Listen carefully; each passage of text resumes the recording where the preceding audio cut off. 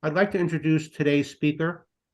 Dwight Mahalitz is the president of Effective Managers. Effective Managers is a management consulting firm based in Canada that provides services globally. Dwight helps organizations identify root cause issues that hinder top performance and uses research-based methods to help them improve. Dwight has worked with organizations of all sizes and sectors. He has provided clients with simple yet effective solutions to complicated issues in local, national, and international contexts.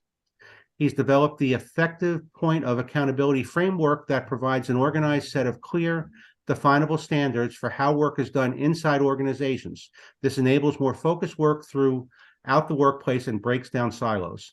Dwight is involved in volunteer work. He is currently on the board of the International Council of Management Consulting Institutes, the global membership body for institutes of management consultants, where he has served as chair for the last 3 years. He's a fellow of the Canadian Institute of Management Consultants in recognition of his outstanding contributions to the profession, his clients, and the community. Dwight is also a fellow of the Business Excellence Institute. He's authored many papers and publications and has 2 books.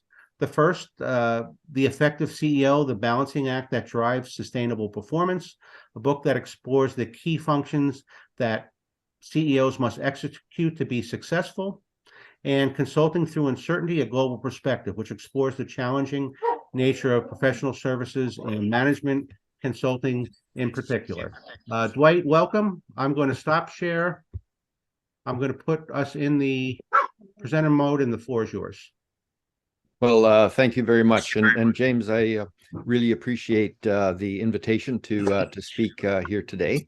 I was born and raised in Western Canada, so my stomping grounds tended to include North Dakota, South Dakota, Montana, but I didn't usually get as far south as Texas. Have been there a few times, and most recently for the conference, the IMC USA conference that was held there, and really enjoyed my time there. But you will be seeing me at some point because my son moved to Dallas. He's in the Fort Worth area last year. So he and his family are residents there. He started a business doing very well. So we expect to be down there visiting him in the not too distant future. And Tina, thank you also for the work you did in coordinating this event. I really appreciate it. Thanks to both of you. So I'll just share my slides, and just going to spend a few minutes now talking about where we're going for the day. So I can skip the first 2 slides I have in the deck. Just to let everyone know, I did put these slides in a PDF in the chat box, so they'll be buried now, but fairly near the top. So if you want to download them, you can get them. And James has said that he will be sending a copy of those out afterwards as well. So you'll get them in either event. So in terms of the agenda today, I'm expecting it to take 40 to 45 minutes in terms of my presentation. I echo James in terms of please do put any questions in the chat box, because I always find it very interesting to explore those things you're particularly interested in.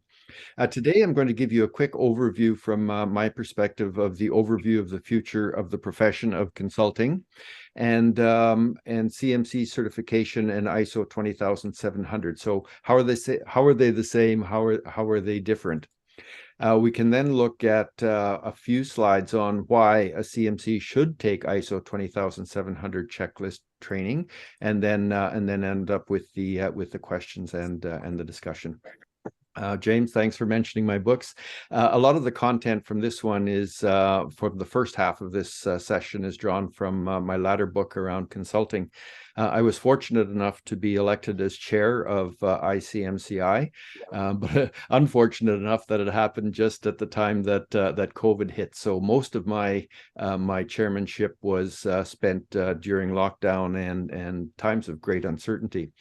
So working with consultants around the world in the institutes to figure out what's going on and how do we react was very eye-opening, and also very reinforcing and heartening, because it really helped me in terms of understanding the dedication of management consultants and the strength of the profession. So it really underlined the importance of this profession, and made me even more proud to be a consultant than I had been before.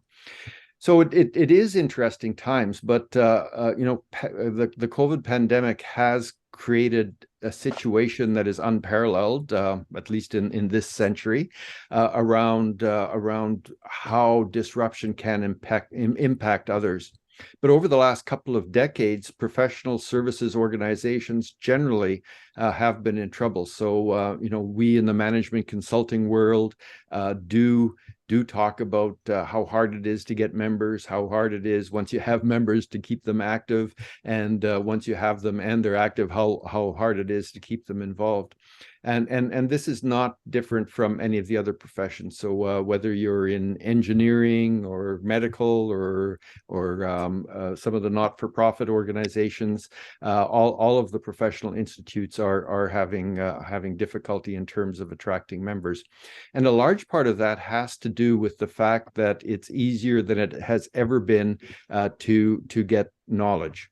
So people don't think about professionals in the same way that they did even 2 decades ago. Not very long in terms of the development of a profession. If you think about the medical profession and you were feeling ill, the tendency was to call up your doctor, go in, have a chat with the doctor. The doctor would ask you a bunch of questions, do a diagnosis, and recommend a prescription in terms of a treatment plan for you getting better.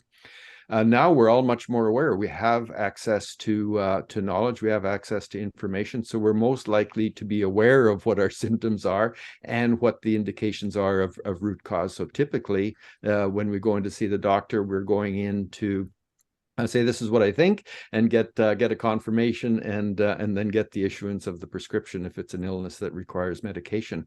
So that's happening generally in professions. Rather than going to the lawyer by instinct to draw up a will, most people now will go on the internet and will find a good template to prepare the will.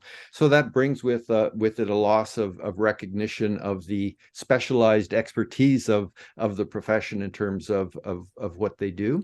And then within the profession itself, as opposed to joining institutes, it's much easier for them to network with anybody around the world. When I became a management consultant, if I wanted to connect with other peers, I would have to go to the institute because that's where they were. Now I can join a LinkedIn group and chat with professionals anywhere around the world. So that has implications for management consulting, that we'll come back to. But the world is also changing from the perspective of client organizations. And what we're seeing is that there is increasing pressure on organizations to improve results.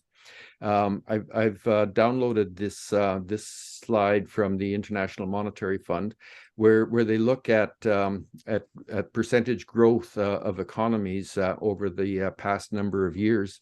And as you'll see here, there's been generally good growth, except for the 2009 housing crash, and then during the global pandemic. The housing crash, I think people were able to point fingers and say, if only they hadn't done that, we would be okay. But when it comes to the pandemic, that was so overwhelming and so all-inclusive and hit everybody to some degree or another. Organizations realized, I think to an extent that they never did before, that they would have to think about how to do things differently. And if you look at those organizations that did do well, they were able to pivot and they were able to continue getting results. Of course, we lost many good organizations, unfortunately, but many survived, and they survived through resilience and through thinking of doing things in new ways. So guess what? Shareholders, owners, founders are now thinking, wow, we were able to do that in a relatively short period of time. The implications now are that we can change more quickly, and the pressure is therefore on the C-suite, if you will, to deliver those kinds of results. That has an impact on us in management consulting, of course, because if you look at these average growths for emerging markets versus advanced economies, you'll see that there is quite a disparity.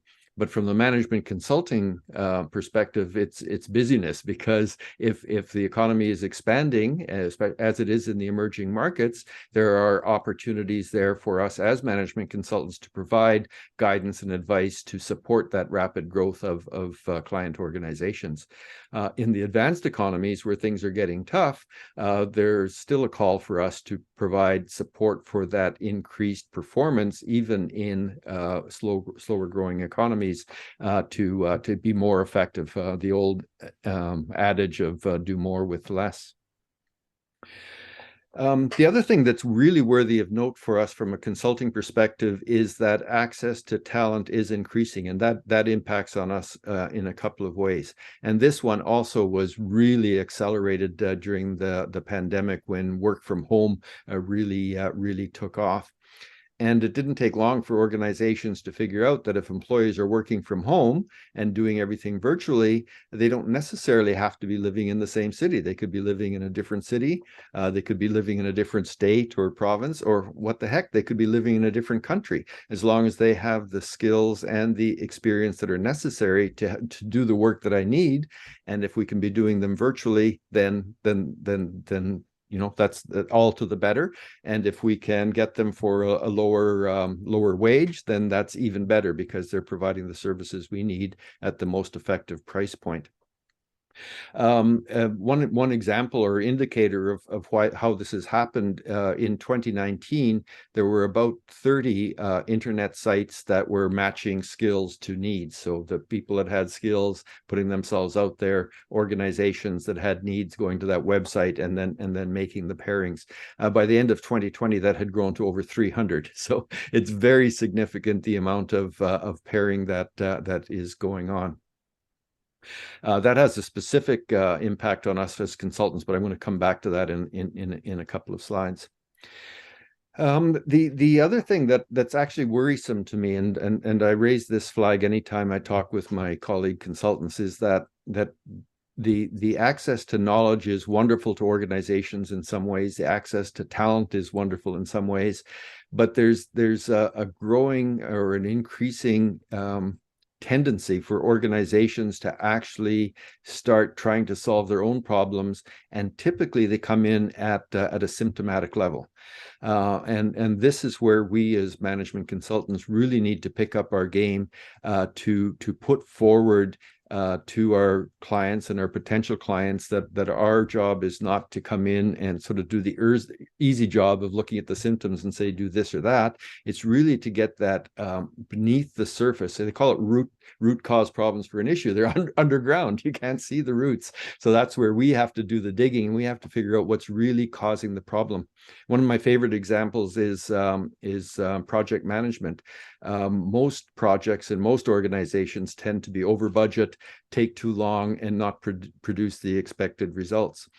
So the C-suite may decide that let's put in place a project management system and get this over with. So they can go online, they can find an expert in project management systems and PMOs, and have them come in, and in 2 or 3 months they can have a world-class PMO with all of the processes and the procedures you need in place for projects.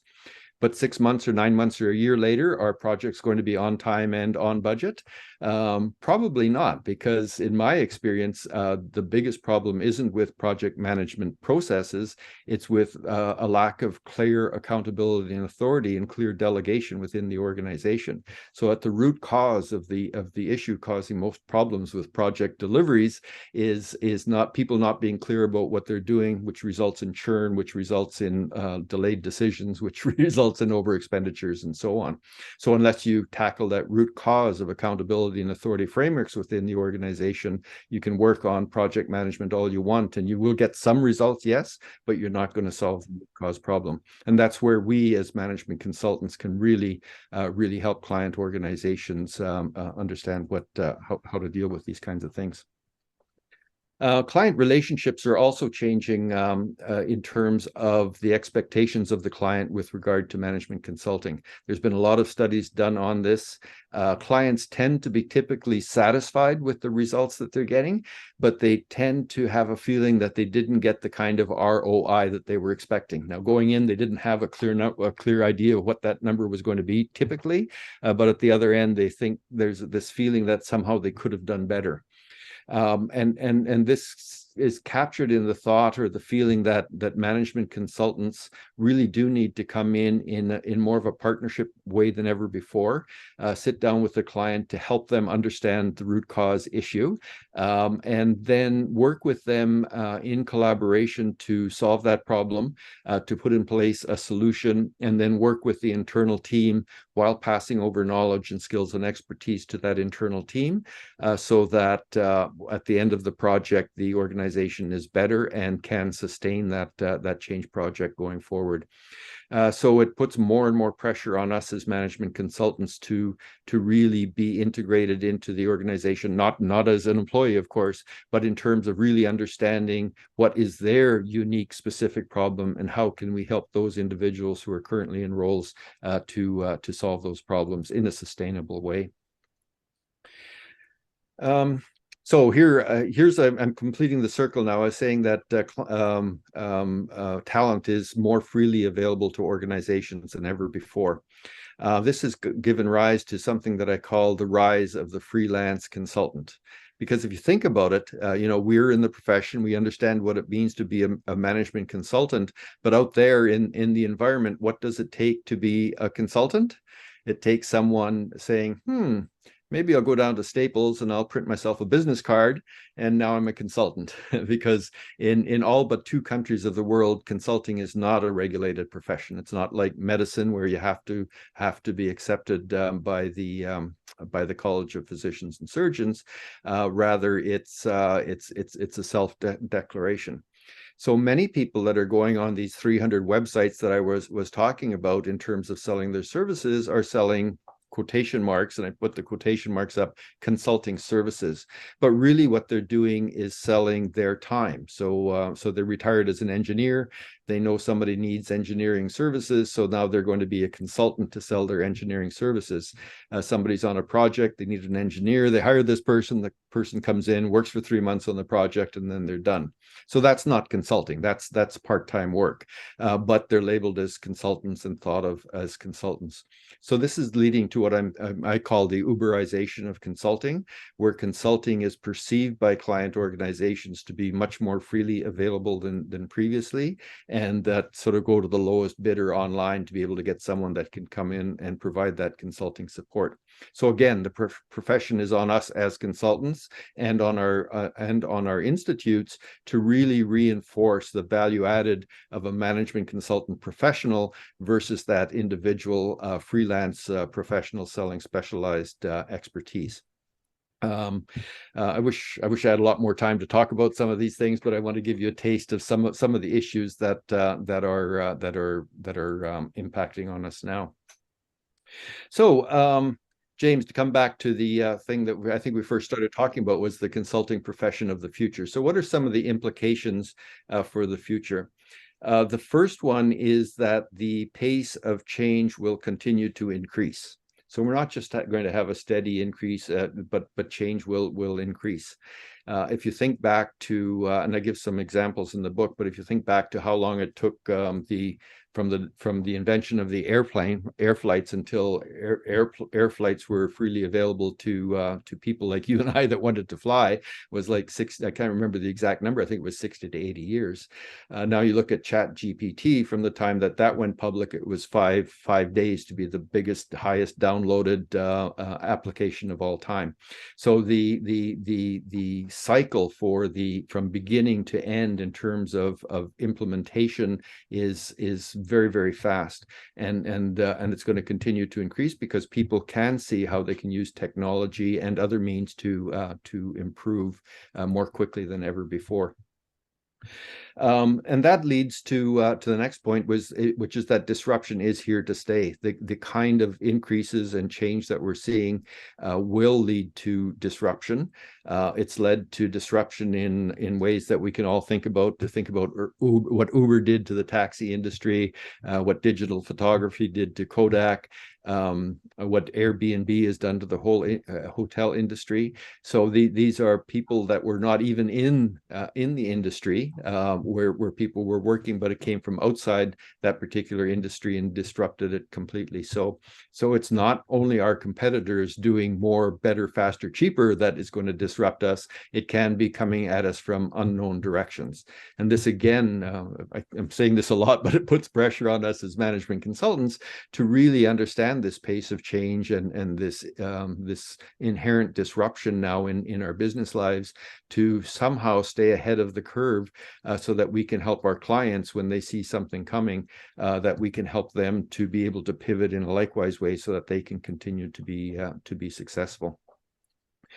3 is related to 1 and 2 because it's a driver in a lot of the change and a lot of the disruption. But digitization and virtualization are going to have increasing impacts.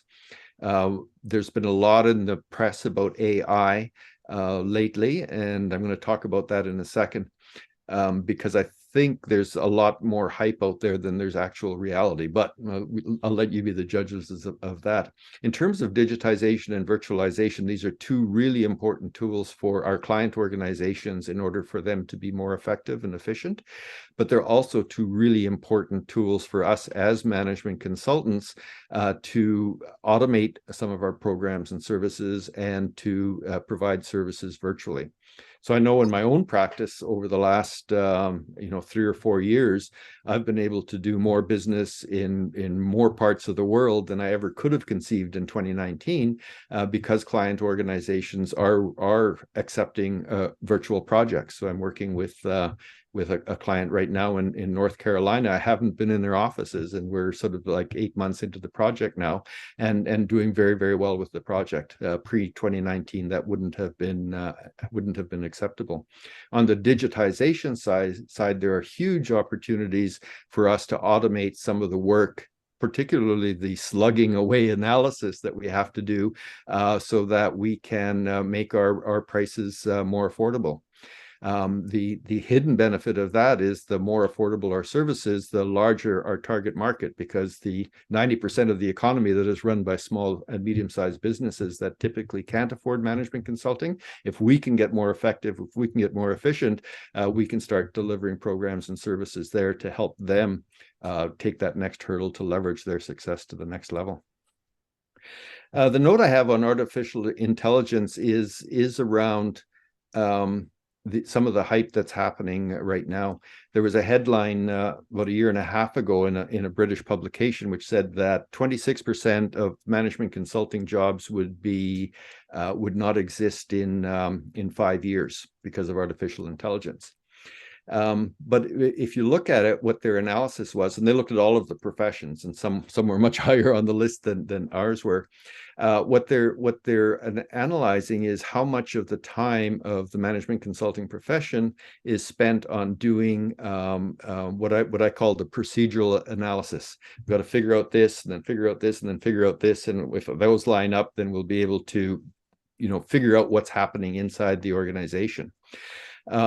So I think the headline actually should have read, but then it wouldn't have been a headline, is that 26% of the work of management consultants could be digitized or automated. Because I think that is what is happening, and we can take advantage of that as management consultants, but we can't lose sight of the fact that the artificial intelligence now really isn't artificial intelligence. I'd call it augmented intelligence. It's helping us to do that proceduralized data gathering, data crunching stuff in ways that we couldn't have conceived possible 5 years ago, but it's not able yet to really use a diagnostic capability to figure out what to do with that in the best way possible. I'm worried about my time, but just thinking about there is a case study I saw in California where it was a series of hospitals and they specialized in cancer. And what they did is they digitized all of their x-rays. So people come in for the first diagnosis, people have x-rays and so on, and then throughout their entire treatment, they have x-rays taken. And as human beings look at the X-ray, they can track the process, they can look at that, and then they make a diagnosis of whether this person is going to have has cancer or not.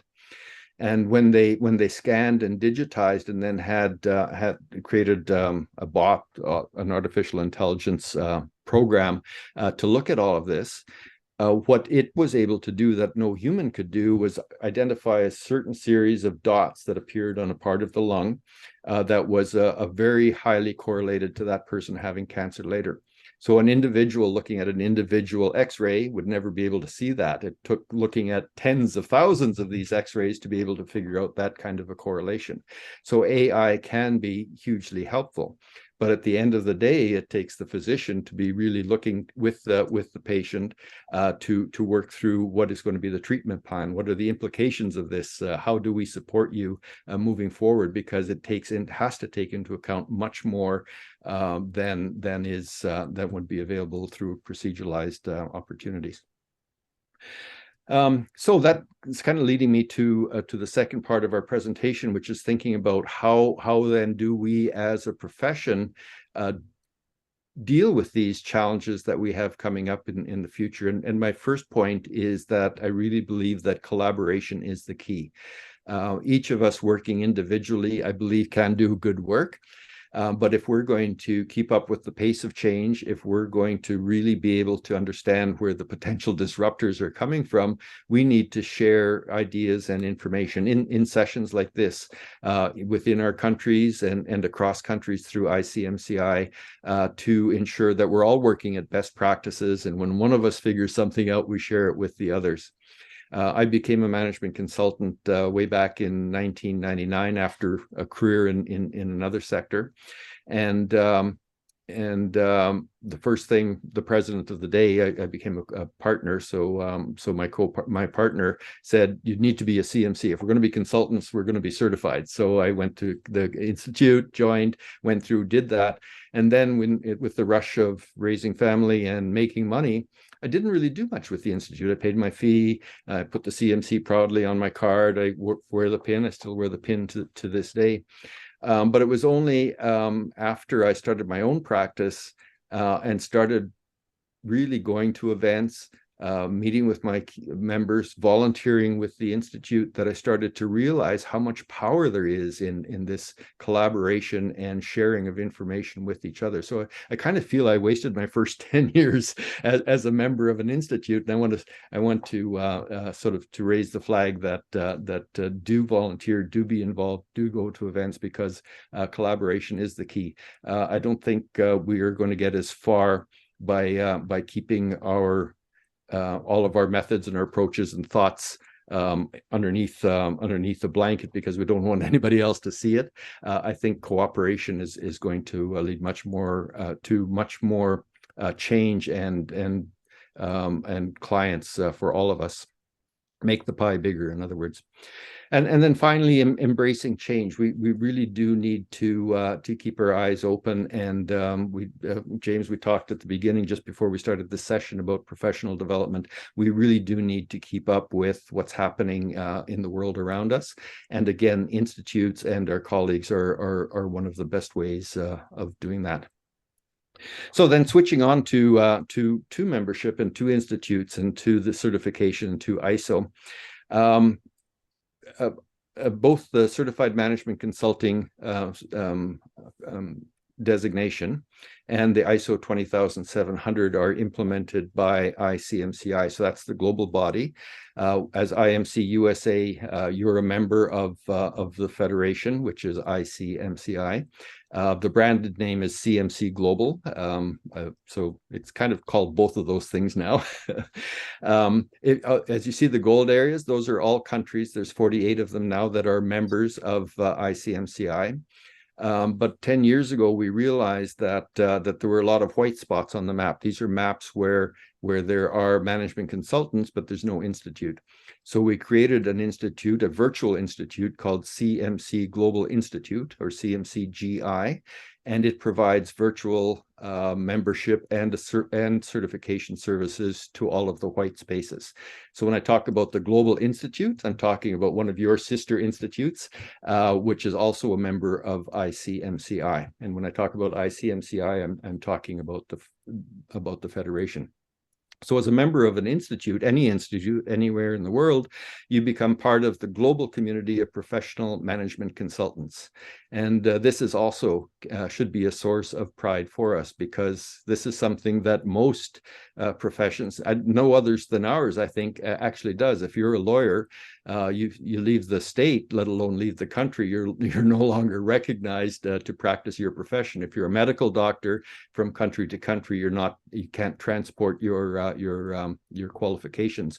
But as a management consultant, the CMC has reciprocity in any country of the world, either through another institute or through CMC Global Institute, to be recognized as a CMCI. So by becoming a member of an institute, you're joining over 8,000 other CMCs in other parts of the world, plus over 60,000 individual consultants who are either members and in the process of becoming CMCs, or members who have decided not to become CMCs for whatever reason.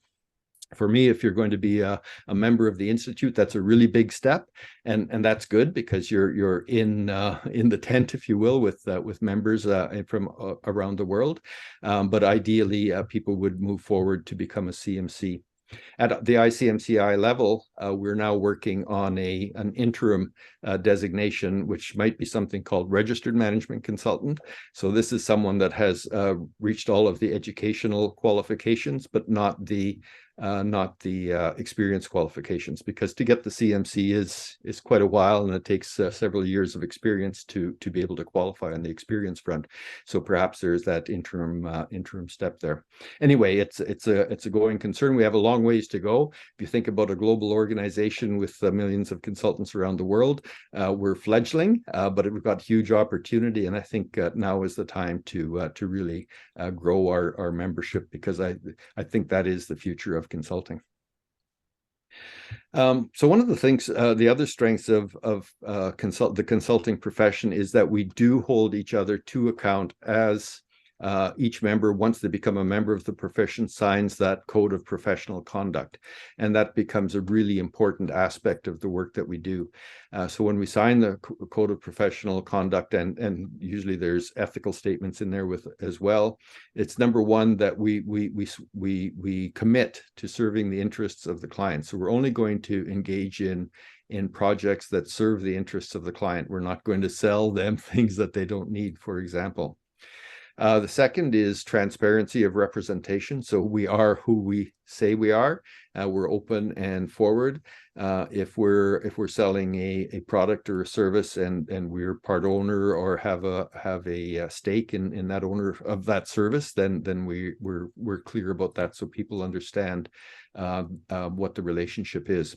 And then professional behavior. We might not be working 24 hours a day, but we are professional management consultants 24 hours a day. So we do make a commitment to our peers that we will behave in a way that is consistent with what how we want people to perceive our profession.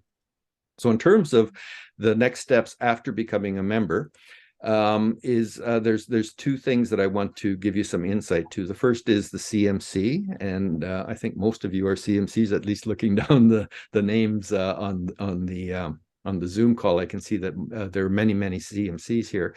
So this is to become a certified management consultant.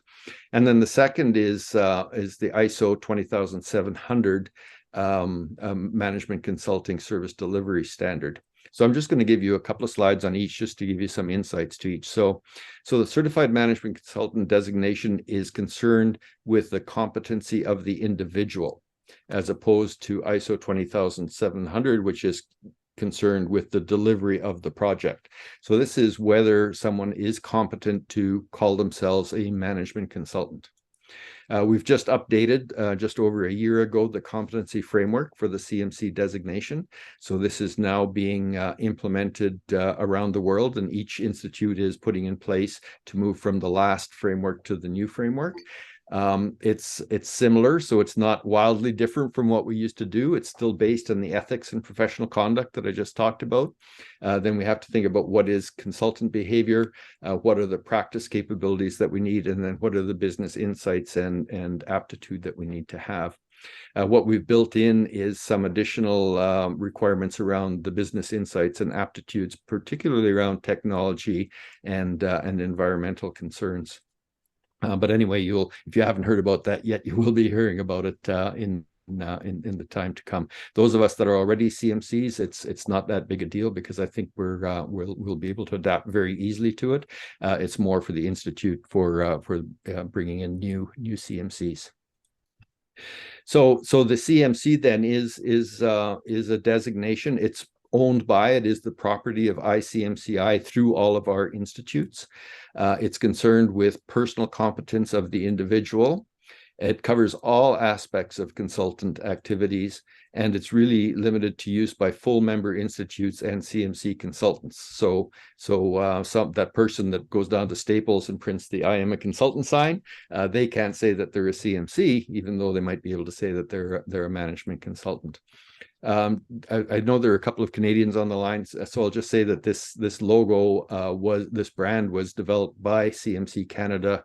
Don't know how many years ago, quite a few, and they did give up use of this to ICMCI and all other institutes of the world. So this became the standardized logo that we use, and there's a major initiative underway now to work with and support institutes in ensuring that it's a registered trademark. I won't say any more about this because you know about it, but the CMC really is a rigorous certification. It requires that experience. It requires that ability to prove that you can deliver successful management consulting projects. It requires an ability to show a certain level of educational or specialized expertise, and that ongoing professional development is a commitment that's really required. If you change to the other side of the coin, the ISO 20700, that standard is the property of ISO. So it's concerned with process and not with competence. And it's really concerned with the managing, how one goes about managing a consulting process. And I must stress also, it's not best practices, it's good practice. So what ISO is trying to do with this one is build what is the good practice that's required that should be standard around the world in terms of management consultants delivering management consulting services. Here's the other big difference is that it's not a certifiable standard because it's dealing with the delivery of services. In fact, it's the first ever service delivery standard that ISO developed. So it's not like ISO 9000 where you're putting in place a process and can you say you do this, then this, then this, and then this, and that's the only way you do it in order to conform with the standard and the way that you've put in place of doing that, whatever it is that you're doing. So a project has many different ways of doing it, but this good practice is what's in place. So anyone, including that person that went down to Staples and printed the card, can buy the standard, and they can read the standard, and then they can apply the standard and tell their clients that they're operating according to ISO 20700 2017. However, that's not that easy to do because it is a relatively complex standard. So just quickly in terms of what it involves. So there's in terms of scope, terms, definitions, and principles, this gives you the overall outline. Then it talks about the contracting. So how do we go about contracting? What are the things and the conversations we need to do to have with our clients before we start the project? What needs to be in place? The second step is execution. What are those things that we need clarity with our clients in terms of what we're going to actually do during our engagement with you? And then how will we know when we're finished for closure? What are those different aspects that need to be in place? And each one of them has 5 components. What's the general definition of what we need to do in that section? What's the purpose? What are the inputs we need to have those conversations? What is the expected outcome from each one of them? And then the contents. What are the discussions that we need to have in place? And then finally, there's 12 policies that are at the end of the standard, which are very helpful for us. So if we're thinking about regulations or environmental impact or whatever it is. We'll have confidentiality is another one. There's a policy there, so that gives us a resource that we can use with our client instead of having to make it up each time. So the aim of the standard really then is to improve transparency and understanding between clients and the management consultancy, the service providers, in order to achieve these to achieve better results. So I'm really a huge fan of it. When ISO was coming up, I've always said, even through my chairmanship, I'm not the standards guy. So I'm not an expert in standards generally. But when I saw ISO 20700, I could see the benefit of having these kinds of conversations.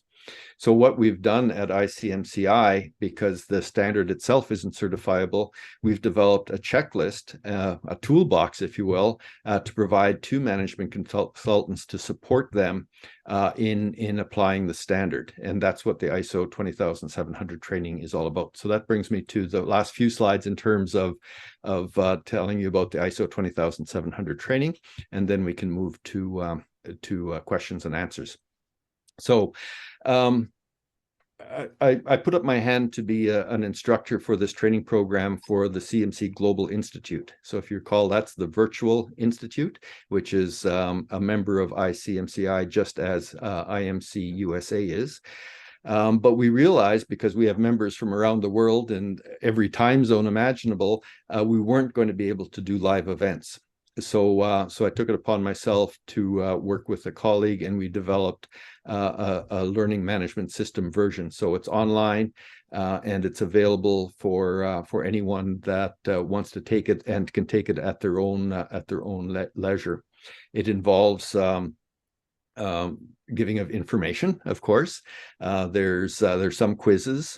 There's some exercises, one exercise particularly on sizing of projects, and then there are 2 case studies. And for an LMS, in the case studies, what we do is give an assignment to the participant to do some thinking about, and then they can observe other consultants talking their way through the case and then compare their own notes. So it's not as great as being in a face-to-face case study, but it has the advantage of the person being able to do it on their own time instead of having to take a half a day aside to take the training. And for CMCs, it's about a 4-hour course. So we've had a lot of participants already. I'll show you where you can find out what others have to say about that. The next 2 slides, I wanted you to have that more. It's on our website. These are sort of why should someone take the ISO 20000 checklist training? For me, and the value I get out of it, it really does provide you with, I use the word checklist, so I'll use it again. I think it's the right word, a checklist of those things that we really need to think about with respect to our clients. So the way we use it is to use that checklist, go through it in advance of the meeting with the client, and then use it as a guide to have the conversations that we think are really important. Some consultants actually give a copy of the checklist to the client and have them check off the 2 or 3 things or 10 things that they think that they need to talk about. And then by having those conversations, you know that you've had all of the right discussions in order to ensure that there's clarity.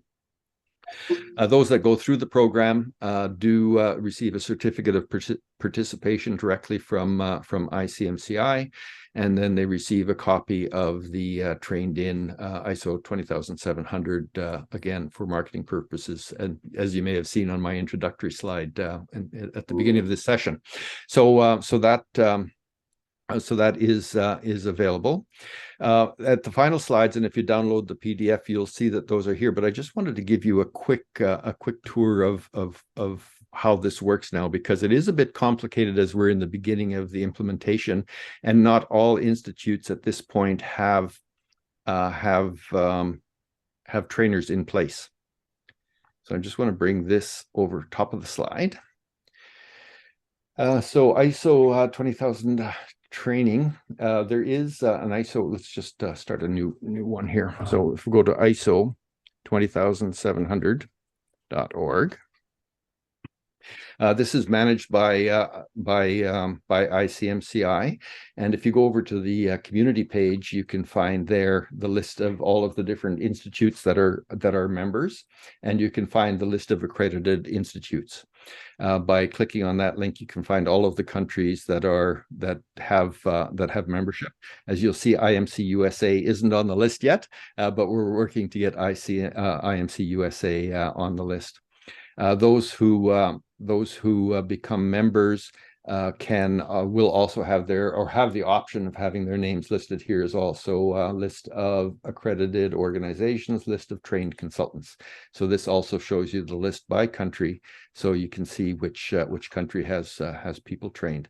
The training that would be available in the United States right now is through the CMC Global Institute, and you can see those individuals who have been trained. And since I was the first trained instructor, I have the honor of having my name at the top of the list. So we're slowly rolling this out to other organizations. In terms of learning more about the course, let me just get this out of the way.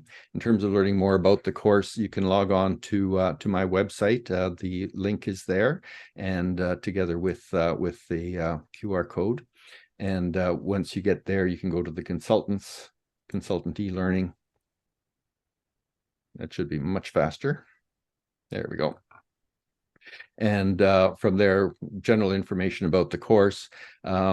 The CMC Global Institute course is the one that we put in place first. And then I was approached by CMC Canada, who said, wait, we've got a huge geography. It's not so easy for us to do face-to-face courses either. So we adapted the LMS course for them for CMC. So in Canada at this point, the course is only available for CMCs, but through the CMC Global Institute, you can have availability for 3 different versions of the course. The first one is for members of institutes, so people who want to who are a member but not yet a CMC, but would like to add ISO 2700 to their portfolio of credentials. CMCs can take it. And then finally, those are new to the profession. So some institutes are using this as a recruitment tool. So take ISO 20700. It's an opportunity for us to talk to them, train them in ISO, but also explain what membership is and certification is, and try to get them involved in the organization. So we do offer this to those who are not yet members of the institutes. And then the pricing is in euros, since it's an international organization, CMC 99 euros. It's about, I think the euro is about the same as a US dollar now. Members of institutes, a bit more. So it's about 4 hours of training for the CMC, about 6 hours for the members of institutes, and about 8 hours for those who are new to the profession, because those new to the profession, we tried to give them good information about what it is to be a professional management consultant. So I guess we did start a couple of minutes late with the announcement, James, but I think that brings me pretty much to the end of the slides that I had for you. There are other slides in the deck where there are QR codes, just to make your life easier to get to some of those links I showed you. And we may not have, hopefully we'll have a chance to answer all of the questions, but if not, feel free to reach out to me. My email address is in the PDF as well. I'm always happy to communicate with anyone or connect with me on LinkedIn, and feel free to check out the other resources I have on my website for consultants.